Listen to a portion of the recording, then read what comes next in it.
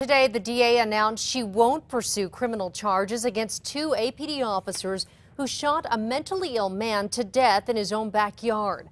The family says the officer's story is bogus, and they still have a big lawsuit against APD on the table. Here's News 13's Tina Jensen.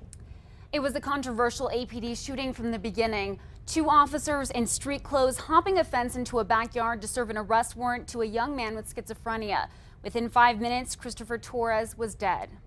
It's almost impossible to prosecute a police officer in an officer-involved shooting if he fears and if there's any evidence that supports he's in fear of his life. APD detectives C.J. Brown and Richard Hilger say they did fear for their lives that day in 2011. That's when they hopped into Christopher Torres' backyard on the west side. They say Torres resisted arrest. As the three wrestled, they say Torres grabbed Hilger's gun. So Brown shot Torres 3 times in the back. Torres' DNA was found on the gun, but not his fingerprints.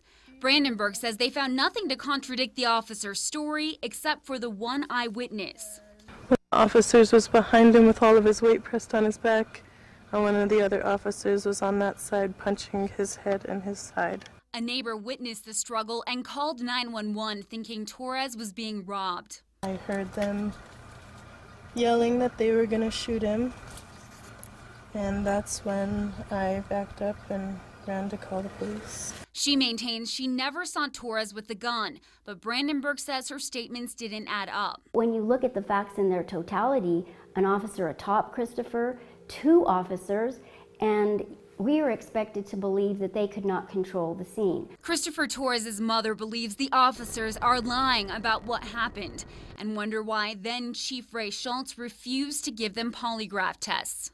I think that, again, it goes to the culture, and the big reason why I think the Department of Justice is here is you need some oversight with this police department because there is no regard for human life. The DA would have to prove that the officers' lives weren't in danger when they shot Torres to charge them. The family still has civil lawsuits against APD in state and federal court. Back to you. Okay, Tina, Torres was wanted for a road rage incident at the time.